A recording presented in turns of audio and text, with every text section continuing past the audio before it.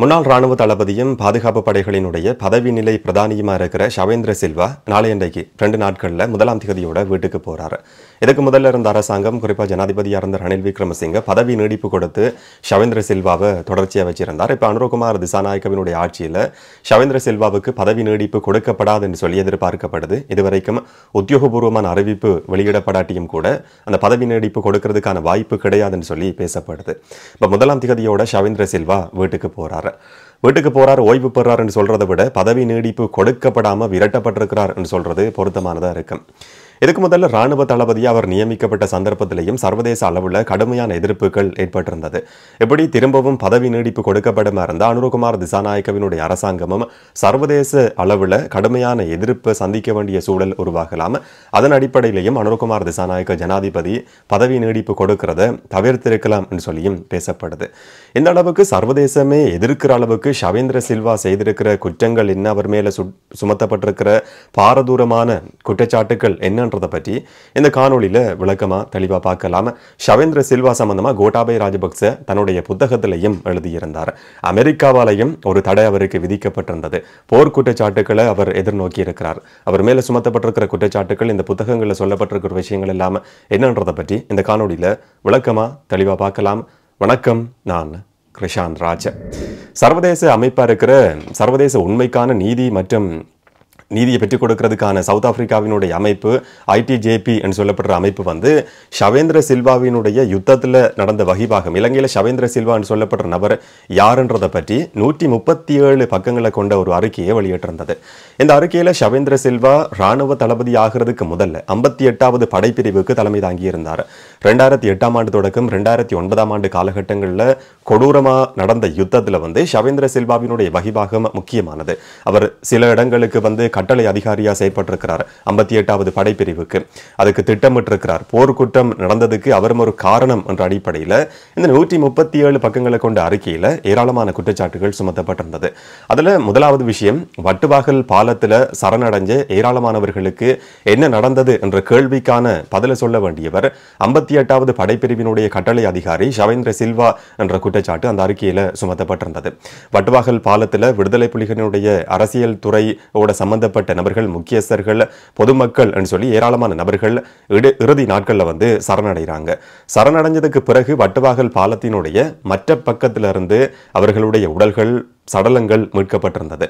இதை நேரில் கண்ட சாட்சியங்கள் அடிப்படையாக கொண்டு இந்த சர்வதேச உண்மை மற்றும் நீதிக்கான அமைப்பு இந்த குற்றச்சாட்டை சுமத்தி இருக்கு.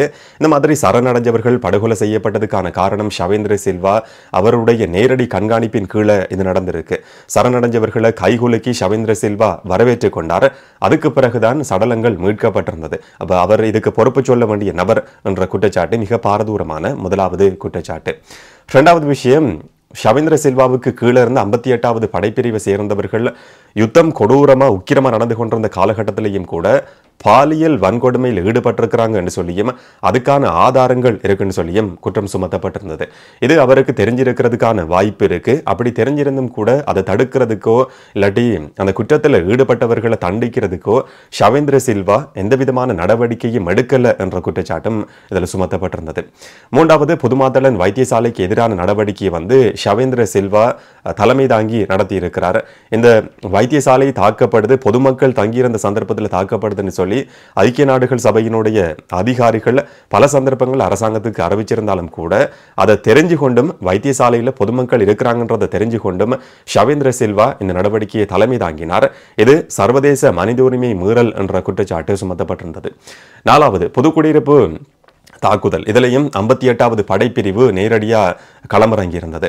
புதுக்குடியிருப்பில் வந்து வைத்தியசாலை தாக்கப்பட்டிருந்தது. இதே மாதிரி இதுக்கு முதல்ல சொன்ன மாதிரி வைத்தியசாலை தாக்கப்படுது, பொதுமக்கள் தங்கியிருக்கிறாங்கன்னு சொல்லி தெரிஞ்சு கொண்டும் இந்த 58வது படைப்பிரிவால் தொடர்ச்சியான அடுத்தடுத்து சில தாக்குதல்கள் நடத்தப்பட்டிருந்தது. ஐக்கிய நாடுகள் சபையினுடைய அதிகாரிகள் அதை ஏற்கனவே அறிவிச்சிருந்தாங்க.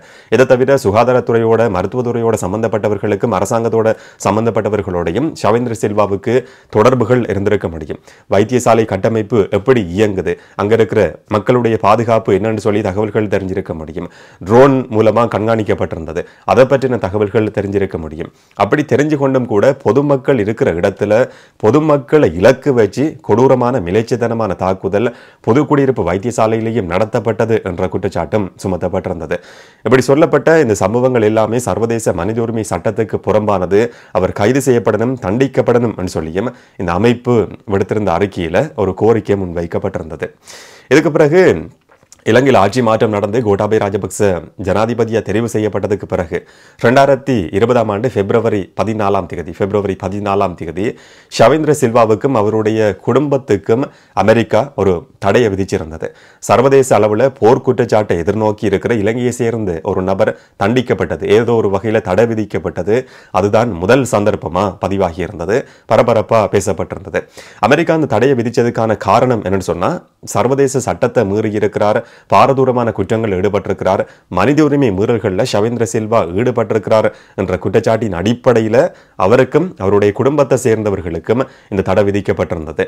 அமெரிக்கா இந்த தடையை விதித்தது செக்ஷன் 7031C கீழ். 7031C என்றது அமெரிக்காவினுடைய ராஜாங்க திணைக்களத்துக்கு ஒரு நபர் மனித உரிமை மீறல்களில் பாரதூரமான குற்றங்களில் ஈடுபட்டார் என்று சொல்லி நம்பத்தகுந்த ஆதாரங்கள் இருந்தால் மட்டும்தான் இந்த செக்ஷன் 7031C கீழ் ஒரு நபருக்கு அமெரிக்கா தடை விதிக்கும். இப்போ ஷவேந்திர சில்வாவும் பாரதூரமான மனித உரிமை மீறல்களில் குற்றங்களில் படுகொலைகளில் ஈடுபட்டார் என்றதை நிரூபிக்கிறதுக்கான ஆதாரங்கள் அமெரிக்காவினுடைய கைகளில் இருக்கு என்றதும் இந்த தடையினுடைய ஒரு மிக முக்கியமான அம்சமாக இருந்தது. அப்படியா இருந்தாலும் இலங்கை அரசாங்கம் தொடர்ச்சியாக அந்த குற்றச்சாட்டுக்களை நிராகரித்து வந்திருக்கு. ஷவேந்திர சில்வாவும் தன் மேல சுமத்தப்பட்ட குற்றச்சாட்டுக்களை எல்லாம் நிராகரிச்சிருக்கிறார். ஆனால் தான் பதவி விலக்கப்பட்டதுக்கு பிறகு கோட்டாபய ராஜபக்ச அங்கெல்லாம் ஓடி திரிஞ்சு பறந்து திரிஞ்சு திரும்பவும் நாடு திரும்பினதுக்கு பிறகு த கன்ஸ்பிரேசி என்று சொல்லப்படுற ஒரு புத்தகத்தை எழுதியிருந்தார். தான் பதவியிலிருந்து துரத்தி அடிக்கப்பட்டதுக்கு பின்னால் இருக்கிற சதிகள் என்ற அடிப்படையில் அந்த புத்தகம் எழுதப்பட்டிருந்தது. இதில் ஷவேந்திர சில்வா சம்பந்தமா சில மிக முக்கியமான குறிப்புகளை கோட்டாபய ராஜபக்ச எழுதியிருந்தார். சர்வதேச அளவில் மனித உரிமை குற்றங்களில் ஈடுபட்டார் என்று சொல்லி ஷவேந்திர சில்வா மேல குற்றச்சாட்டுகள் இருந்தாலும் கூட எந்த விதமான நடவடிக்கையும் எடுக்காம அவரை நான் பாதுகாத்தன் என்ற விஷயத்தை கோட்டாபய ராஜபக்ச த கன்ஸ்பிரேசி என்று சொல்லப்படுற தன்னுடைய புத்தகத்தில் எழுதியிருந்தார். இது மட்டும் கிடையாது, ஷவேந்திர சில்வா தன்னை பாதுகாக்காம இருந்ததுக்கு பின்னால் இருந்த ஒரு காரணம் பற்றியும் கோட்டாபய ராஜபக்ச ஒரு சுவாரஸ்யமான தகவலை சொன்னார்னு சொல்லியும் சொல்ல முடியும். ஷவேந்திர சில்வா மட்டும் கிடையாது, பாதுகாப்பு செயலாளராக இருந்த கமல் குணரத்ன, SIS அரச புலனாய்வு பிரிவினுடைய பணிப்பாளராக இருந்த சுரேஷ் சலே அவரும் கூட ஒரு திருமண நிகழ்வில் கலந்து கொண்டிருந்தாங்களாம். கோட்டாபய ராஜபக்சவினுடைய மிரிகானையில் இருக்கிற வீட்டுக்கு முன்னுக்கு நூற்றுக்கணக்கானவர்கள் கூடி ஒரு மிகப்பெரிய போராட்டத்தை நடத்தியிருந்தாங்க. கோட்டாபய ராஜபக்ச வெளிநாடுகளில் நடந்த மாதிரி நடக்கலாம்னு சொல்லியும் அந்த சந்தர்ப்பத்தில் எதிர்பார்க்கப்பட்டிருந்தது. அப்போ கோட்டாபய ராஜபக்சவினுடைய வீட்டுக்கு முன்னுக்கு ஒரு போராட்டம் நடக்கிற சந்தர்ப்பத்தில் அவருடைய பாதுகாப்புக்கு அச்சுறுத்தல் ஏற்பட்டிருந்த சந்தர்ப்பத்தில் பாதுகாப்பு படைகளினுடைய மிக முக்கியமான உயர் பொறுப்புகளை வகிச்ச நபர்கள் எல்லாம் ஷங்க்ரிலா ஹோட்டலில் நடந்த ஒரு திருமண நிகழ்வில் கலந்து கொண்டிருந்தாங்களாம். இதுக்கு பிறகு கோட்டாபய ராஜபக்ச அரச புலனாய்வு பிரிவினுடைய பணிப்பாளர் சுரேஷ் சலேவை தொடர்பு கொண்டு தன்னுடைய வீட்டுக்கு வர சொல்லியிருக்கிறார். சுரேஷ் சலே வீடியோ கால் மூலமா என்ன நடந்து கொண்டிருக்கின்ற விஷயத்தை ஷவேந்திர சில்வாவுக்கு காட்டியிருக்கிறார். அதுக்கு பிறகு மிரிகான வீட்டுக்கு கோட்டாபயவினுடைய வீட்டுக்கு ஷவேந்திர சில்வாவும் வந்திருந்ததா அந்த புத்தகத்தில் எழுதப்பட்டிருந்தது. ஆனால் ஷவேந்திர சில்வா தன்னை பாதுகாக்காம தவறுனதுக்கு நடக்கிறது நடக்கட்டும் என்ற மாதிரியான ஒரு மனநிலையில் இருந்ததுக்கு ஒரு சைக்காலஜிக்கல் இம்பாக்ட், உளவியல் பாதிப்பு காரணம் என்ற விஷயத்தையும் த கன்ஸ்பிரேசி என்ற தன்னுடைய புத்தகத்தில் கோட்டாபய எழுதியிருந்ததும் மிக முக்கியமாக கவனிக்கப்பட வேண்டியது. அமெரிக்காவால் ஷவேந்திர சில்வாவுக்கும் அவருடைய குடும்பத்துக்கும் தடை விதிக்கப்பட்டதுக்கு பிறகு யாருக்குமே போக முடியாது. ஆனால் அவருடைய மகள் அமெரிக்காவுக்கு போக வேண்டிய ஒரு சூழல் உருவாகி இருந்தது. இந்த தடை காரணமாக விசா கொடுக்கப்படவே இல்லை. இதனால அவருக்கு ஒரு சைக்காலஜிக்கல் இம்பாக்ட் இருந்தது, உளவியல் பாதிப்பு ஷவேந்திர சில்வாவுக்கு இருந்தது என்ற விஷயத்தை இலங்கையினுடைய முன்னாள் ஜனாதிபதியும் முன்னாள் பாதுகாப்பு செயலாளரும் ஷவேந்திர சில்வாவினுடைய மிக நெருக்கமான நண்பருமாயிருந்த கோட்டாபய ராஜபக்ச தன்னுடைய த கன்ஸ்பிரேசி என்ற புத்தகத்தில் எழுதியிருந்தார் என்றதும் மிக முக்கியமானது. இதெல்லாம் தான் ஷவேந்திர சில்வா கடந்து வந்த பாதை. இப்போ 1ஆம் திகதியோட அவர் வீட்டுக்கு போறார், ஓய்வில் போறார் கிடையாது. இந்த அரசாங்கத்தால் பதவி நீடிப்பு கொடுக்கப்படாம வீட்டுக்கு போறார் என்று சொல்லி பார்க்க முடியும். இப்படி முன்வைக்கப்பட்ட குற்றச்சாட்டுகள் எல்லாமே நான் ஆரம்பத்தில் சொன்ன மாதிரி சர்வதேச அறிக்கைகள், கோட்டாபய ராஜபக்சவினுடைய புத்தகம் சர்வதேச ஊடகங்களையும் இலங்கை ஊடகங்களையும் வெளிவந்த தகவல்கள். என்னுடைய தனிப்பட்ட கருத்துக்கள் எதுவும் இதில் இல்லைன்றதையும் நான் பதிவு செய்கிறேன். நன்றி, வணக்கம். உங்களுடைய கருத்துக்களை மறக்காம கமெண்ட்ல பதிவு செய்யுங்க. இன்னும் ஒரு காணொலியில் இன்னும் ஒரு தகவலோட சந்திக்கலாம். வணக்கம்.